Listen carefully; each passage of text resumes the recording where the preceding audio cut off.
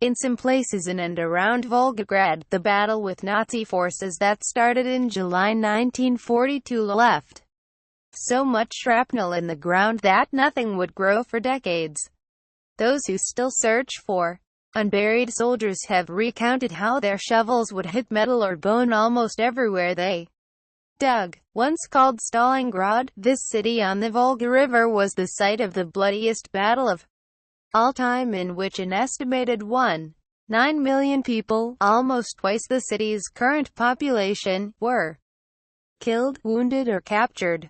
Since it was named after the Soviet leader, both Hitler and Stalin were determined to possess the city at all costs. Stalin famously ordered his forces to take not one step back in defending it.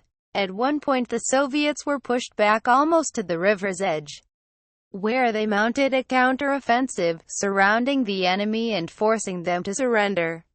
The battle marked a turning point in the Second World War.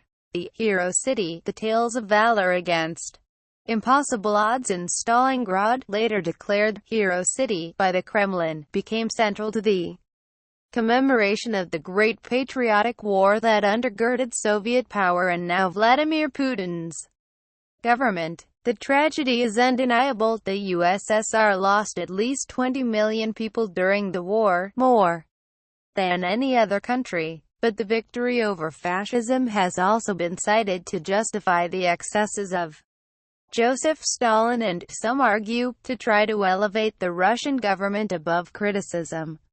In recent years, Putin has made the Great Victory a central theme of his rule, invoking it during the annexation of Crimea and in backing separatists in eastern Ukraine. The approval rating of the president, who lost some of his own relatives in the war, remains above 80%, and Stalin's popularity has also risen. In a Russian survey last month, the communist leader topped the list for the most outstanding person of all time.